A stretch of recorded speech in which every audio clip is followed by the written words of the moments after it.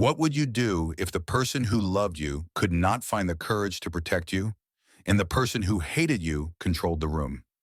Naomi Adebayo pressed two fingers to the gold pendant that rested against her collarbone and let it steady her breath. The piece was carved with a Yoruba motif, tiny grooves worn smooth by generations of hands that had prayed, fought, and persevered. Under the white lights of the New York Museum of World Cultures, the pendant caught a patient glow, a private sun Naomi carried wherever she went. On evenings like this one, it was more than jewelry. It was history. It was warning. It was home. She wore the conservator's uniform of invisibility. Dark blazer, neutral heels. Curator badge that assured donors she could be helpful, but never threatening. People drifted past her in velvet and satin while champagne glasses chimed like wind bells. They whispered about provenance and price tags. They marveled at bronzes that still looked as if breath warmed them, at beaded crowns that remembered temples and dust and drum beats. Naomi nodded when spoken to, smiled when expected, and never once mentioned that the exhibit belonged to her. Not in the way a curator says mine, in the way a founder says mine. Every mask reclaimed, every ledger corrected, every dollar doubled and funneled back into repatriation. She had built a company out of loss, turned plunder into restitution, stitched a torn story together with contracts and quiet nerve. Remarkable, isn't it? A voice said, warm and curious at once. Naomi turned and met green eyes full of bright angles. Ethan Rose stood with the casual grace of an architect who believed lines could redeem the world. His tuxedo fit like a promise. His hands traced the negative space around a bronze torso, reading it the way others read scripture. The way it holds time, he said, tipping his chin toward the sculpture, like the past is not finished talking. It never is, Naomi said. They moved together without noticing, a slow orbit around the gallery. He spoke about buildings that lifted their neighborhoods rather than imposing upon them. She spoke about objects that needed to be seen, but also needed to go home. His ideas came out unguarded. Her truths arrived sharpened to a point and wrapped in velvet. When he asked about her life beyond the museum, she reached for the pendant. Just a girl who loves history, she said. He laughed softly. Everyone hides something, he said later, when the gala spilled into coffee at a quiet corner table. What's yours? Everyone does, she answered. What's yours, Ethan? I want to build something that lasts, he said. No irony, no guile. The simplicity made Naomi's chest ache. She wanted to believe in a man who saw buildings as promises rather than trophies. She wanted to set down the weight of her legacy and just be the woman who liked the way he listened. The pendant warmed against her skin. Trust was how her family had lost everything once. She smiled anyway when he asked if they could meet again tomorrow. Tomorrow became a string of afternoons. Gallery walks, street food, sketchbooks opened across tabletops where his pencils whispered up towers, and her finger drew a spiral around a single note in a provenance file. She told him about jazz she loved and novels she underlined. She did not tell him about a jet that lived like a quiet rumor in a hangar on Long Island, or about board meetings that took place at dawn, or about the sometimes dangerous phone calls a woman must make to return what thieves once called art. He introduced Naomi to his circle, painters who smelled like turpentine and loft air, designers with paint under their nails. They welcomed her easily and asked carelessly, "Where are you really from? Do you ever worry New York is too expensive for certain backgrounds?" She answered with humor and kept tally of how often the room forgot to see her as whole. Ethan squeezed her hand when a question landed hard. He did not always notice the questions that never became words. The first time she visited his mother's house, Naomi studied the front steps like a battlefield. The home was a citadel of old comfort. Mahogany, linen, silence that had been taught and practiced. Vivian Rowe greeted with cordial warmth that never reached the eyes. She offered tea, she offered compliments, then she offered questions sugar-dusted with doubt. "You work at the museum," Vivian said. "Lovely. And your family? Teachers, perhaps?" "Mostly," Naomi said, careful and still. Her family's legacy had been taken and scattered long before she was born. She would not let this woman pick it up and turn it into a story used against her. Dinner proceeded on rails of courtesy that slid toward a cliff. The questions kept their gloves on while the subtext swung bare-knuckled. It must be hard for some people in the city. Such an expensive world to join. Naomi held her smile and used it like a shield. Across the table, Ethan missed the way his mother's voice carved. He tried to mediate with jokes and refills. He wanted everyone happy. He did not know yet that there are rooms where happiness for one side requires the other to disappear. That night in her apartment, Naomi did not pour wine. She powered up a secure machine that had no browser history and spoke to no cloud but her own. She started with public records and traveled by footnote to the shadows. Names surfaced. Dealers who changed addresses when questions came close. A low-resolution photograph from a decades-old auction catalog. A mask Naomi recognized the way she recognized the curve of her own hand. Beside it, a woman young and composed and ringed in ash-blonde hair. Vivian's maiden name printed beneath like an old stamp. Naomi's pulse quickened. She forwarded the page to the only person allowed to call her after midnight for this work. Leila Okonkwo, a historian with the patience of a monk in the heart of an insurgent. The reply came at 3 a.m. Working. Do not sleep if you want to know the truth before dawn. Naomi slept anyway. She dreamed the pendant grew too heavy to lift and woke with her hand around it. At 8, Leila called with a voice that had been in the archives all night. There is a Lagos ledger, Leila said. A mask that vanished before restoration, a sale in 1987, a buyer in Zurich, and a familiar face in the paperwork. Not a signature, a shadow of one Vivian, Naomi said. It will be dangerous to push, Leila warned. The circles that moved this work in the 80s do not appreciate light. Light is the point, Naomi said. Days became a double life, with Ethan, menus and floral arrangements, and tables filled with friends planning speeches. With Leila, photographs and receipts and an expanding map of how culture was stripped and laundered into elegance. Ethan tried to prove optimism was a workable strategy, and Naomi tried to believe him. She kept one plan private. She changed the wedding venue from a ballroom to a garden with a runway of lawn that ran like a green river to a horizon of sky. She filed a flight plan no one but her pilot and her lawyer would see. A week before the wedding, Ethan kissed her hand and said they were almost there. Vivian sent a note about trimming the guest list. Only immediate family, only appropriate friends. Naomi printed the email and underlined the word appropriate. She carried it to Leila and asked for the mask. 2 nights before the ceremony, Leila slid a file across the bar between them and said it out loud. Proof. Naomi did not touch the paper yet. She pressed the pendant and asked herself the questions she had tried not to ask since the night she met Ethan. If truth costs love, do you still pay? The pendant felt warm and heavy. A slow yes filled her hands. Bring the file to California, Naomi said, and bring your courage. We will need both. The California garden looked like a painting that cost too much to hang. Ancient oaks stood in slow approval. Butterflies stitched dashes through the air. The horizon lay open enough to welcome weather or wings. Naomi had chosen it for beauty. She had chosen it because her plan required a sky that could be occupied. Guests arrived with sunglasses and delicate laughter. Ethan stood beneath a floral arch, his face in unguarded joy that made Naomi's heart wobble for a moment before it steadied again. When she reached him, he whispered, "You are the most breathtaking thing I have ever seen." She believed him. She could not let that be the only truth that mattered. The ceremony was clean and bright, vows shaped by their own hands, a cheer as they kissed. For a brief time, the world narrowed to ring and promise and the particular mercy of beginning. Then the sun slid a little lower. The band softened into jazz, and Vivian Rowe began to move through the reception with a smile that had too many teeth. Naomi felt the tide change the way a sailor does, subtle adjustments in the air. A hush that was not reverence. She scanned for Leila and found an empty patch of lawn where her friend should be. She checked the time. The flight plan suggested a window. The pilot did not miss windows. "Are you all right?" Ethan asked, dipping his head toward hers. "I am watching the room," Naomi said. He nodded as if that were a charming quirk. She tried to forgive him even before he failed her, because forgiveness might become a luxury she could not afford later. Vivian took the microphone with a practiced hostess's grace. She lifted her glass and smiled at the crowd and then at Naomi. The pause that followed was not an accident. "To my son," Vivian said, voice honeyed. "A man with a pure heart.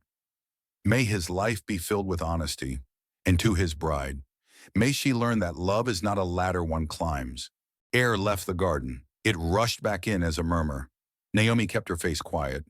Ethan's fingers tightened on hers and then loosened again when his mother continued. "I only hope," Vivian said, "that what brought us here today is truth rather than ambition. Our family welcomes everyone who stands on solid ground." Phones appeared the way they always do, when shame looks likely. Naomi saw screens tilt toward her. She watched Ethan's mouth open and close. She waited to hear her name defended by the man who had asked for it. "Mom," he managed at last, "please." Please was not a shield. Please was a suggestion. Vivian's eyes flashed. She believed the room belonged to her, and the rules did too. Naomi stepped forward, not to take the microphone, but to ask the simplest question. "If you have something to say it without smoke." Vivian swayed slightly, a flute of champagne nested in her fingers. "We know why you are here." She glanced at the pendant, at Naomi's skin, at the edges of a story she thought she understood. "You do not belong to this family." Someone gasped. Someone whispered, "Oh my God." The band stopped. The garden waited. Naomi felt the sting. She also felt the old steadiness that had allowed her to sit across tables from men who had stolen altars and told her the paperwork was adequate. She did not even need the microphone. Her voice arrived clear and low and certain. "You never tried to know me?" Naomi said. "You tried to measure me." Ethan reached for her hand, but she pulled away gently. She had one promise left to keep, and it did not require his rescue. She slipped her phone from her clutch and tapped a number she had memorized the week she bought her first mask, back from an estate that called it a conversation piece. "Layla," she said when the call connected. "Come now." She hung up. She did not explain. Ethan searched her face with a boy's panic and a man's apology tangled together. Naomi could have softened. She could have told him what was coming. She did not. He had asked her to trust that he would protect her without ever proving it. She would ask him to trust that she would protect herself and the dead who still needed witnesses. Minutes can be longer than hours when a crowd is waiting to be fed a story. Vivian smiled again, brittle and bright. "I grew up learning that money can attract all sorts of attention," she said. "Some of it is unwholesome. I only hope my son has not been deceived." Naomi felt the first hum before anyone else did, a low vibration against the bones. Heads began to lift toward the sky. A few guests shaded their eyes and pointed, laughter tilting toward nerves. The sound increased, not menace, precision. The jet emerged clean and silver against the blue, and lowered as if the horizon itself were welcoming a guest. Naomi had chosen the lawn carefully. The pilot set the wheels down with a sigh and rolled to the quiet end of the field. Engines idled. A door opened. A figure stepped into California light with a leather case at her side. Layla walked without hurry. Her hair was braided close against her scalp. Her eyes were tender and unyielding. She reached Naomi and did not ask permission.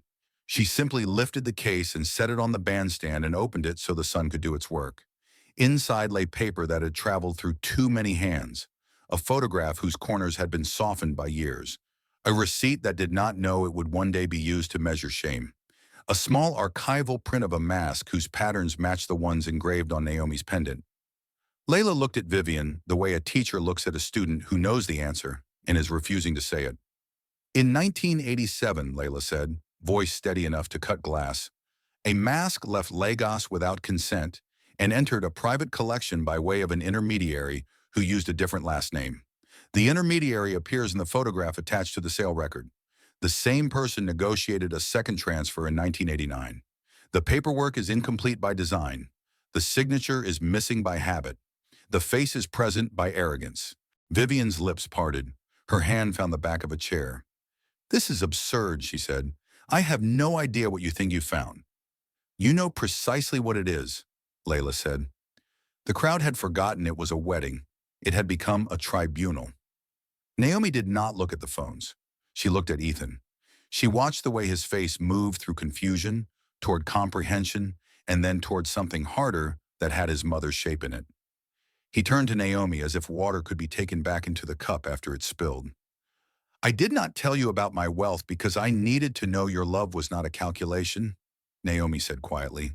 I am telling you about your mother now, because she made me decide whose silence I would carry for the rest of my life. He flinched. The truth does that. It lands where armor is thin. Vivian found her voice again. She chose anger. You will not humiliate me, she said. You have bewitched my son, and now you are staging theatrics. Lucas, stop this. She said a wrong name by accident. A man from a different life. The slip pulled a thread on the mask she was trying to keep on. Ethan did not move. He was learning that stillness can be a kind of apology and also a kind of failure. Naomi gave him no cues. If he stood for her now, it would be because he had decided to stand, not because she had asked. Layla lifted the photograph.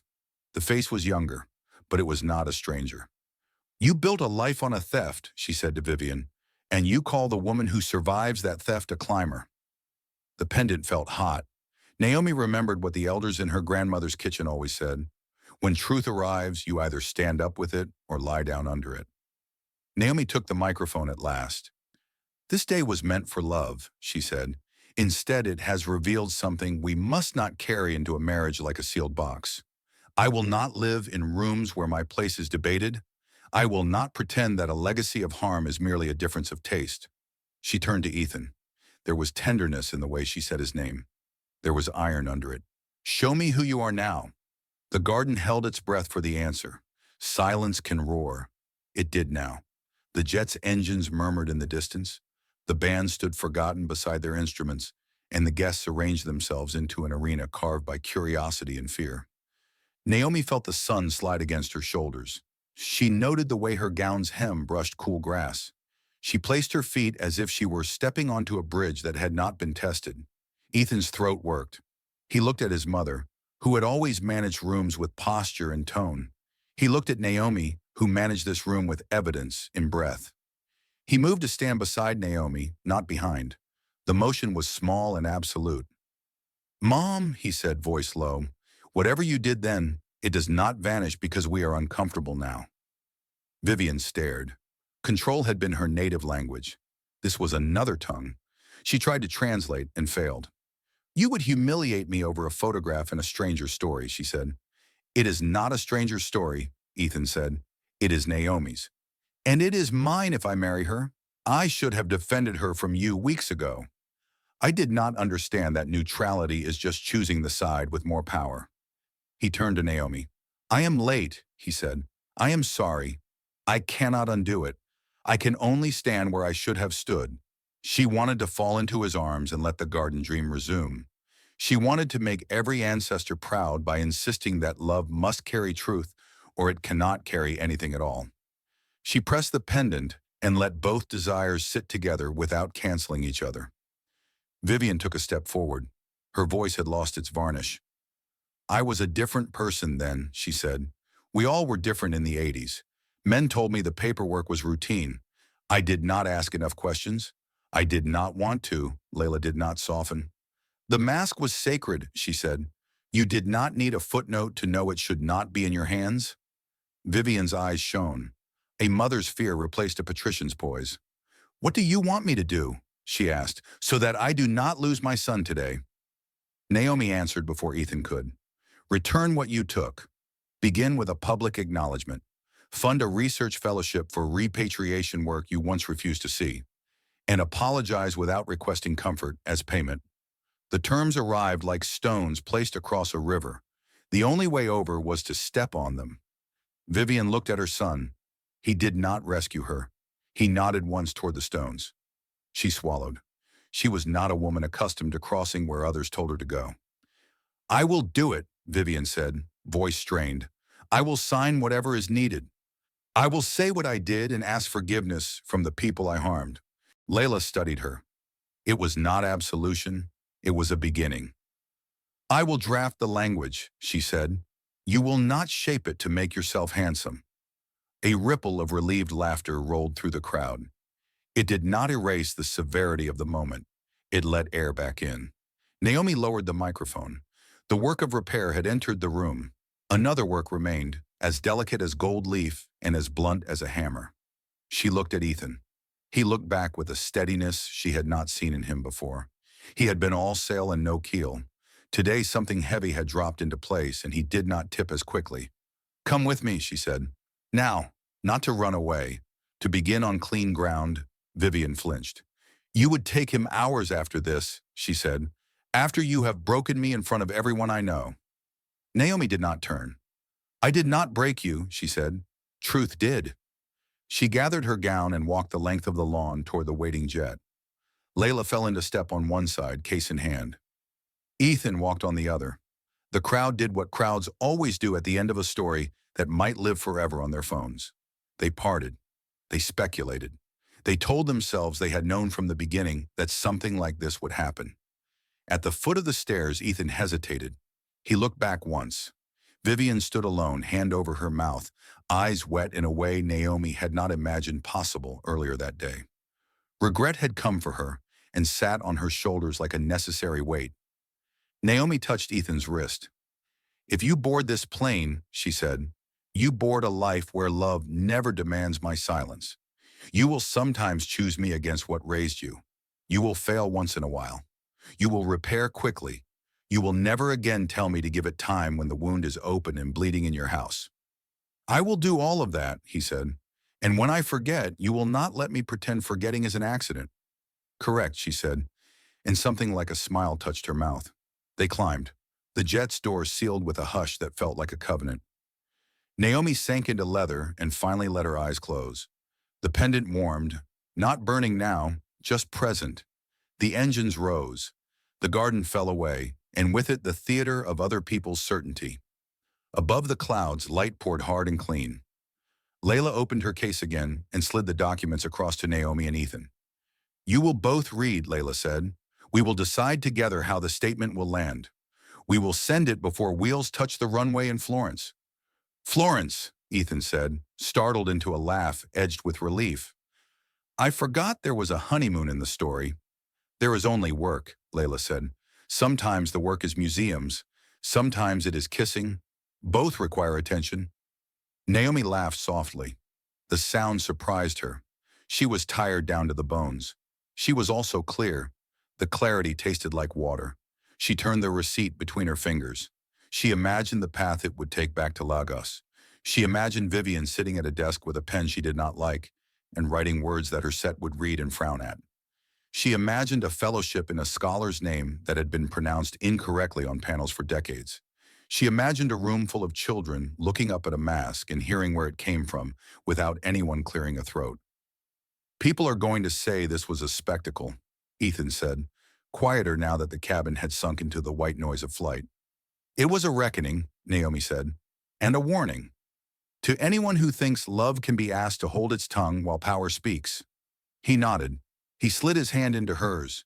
It fit with a precision that made her want to cry. She did not. She set the pendant between their palms and let it press into both of them. "Tell me again," she said, "about the building that lifts a neighborhood." He told her. She listened to the way his voice had changed. The designs were the same. The man who spoke them was not. He built now with an understanding that foundations are not metaphors. They are decisions.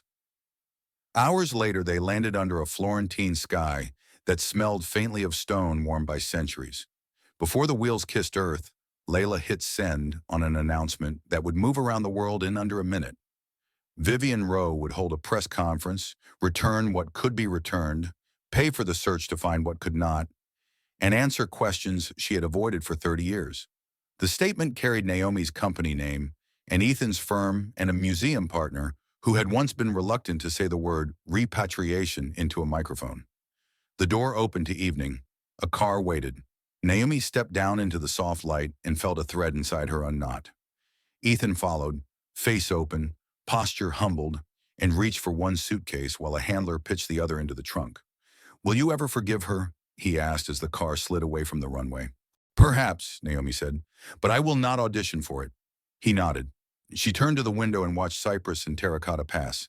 She thought of the garden and the gasp and the photographs, and the way Vivian had said, "I will try," in the voice of a woman who had never been forced to try at anything essential. She did not pity her. She did not hate her. She refused to carry either feeling into the next hour. The pendant was warm and quiet. Naomi pressed it and felt an echo of the first time her grandmother had placed it in her palm. "This is not just yours," the old woman had said. "It belongs to everyone who will touch it after you. Keep it safe by using it." "I will ask one thing of you," Naomi said, turning to Ethan as the city rose. "Anything," he said. "When the next room tests us," she said, "do not wait for me to speak first." He smiled without bravado. "I will not." She squeezed his hand and let herself believe him, and also kept space for the possibility that belief would require maintenance. Love, like restitution, is not accomplished. It is continued. For those watching from far away, the story would be remembered. For the moment a mother tried to exile a bride and a plane cut the sky in reply. For Naomi, the truth would live in smaller frames, in documents passed across a table, in a public statement that made certain names taste like metal, in the quiet look on a man's face when he learned that neutrality is simply a prettier word for surrender. "What would you do if the person who loved you failed to protect you?" Naomi had answered. She would protect herself, and in doing so, teach the person she loved how to help her carry the world. And if he could not, she would still carry it. The pendant rested against her skin and felt, at last, like blessing rather than armor. Share your thoughts below. If you were Naomi, when would you have revealed the truth? If you were Ethan, what would you have said at that microphone? And if you were Vivian, what would you return to the world the very next morning?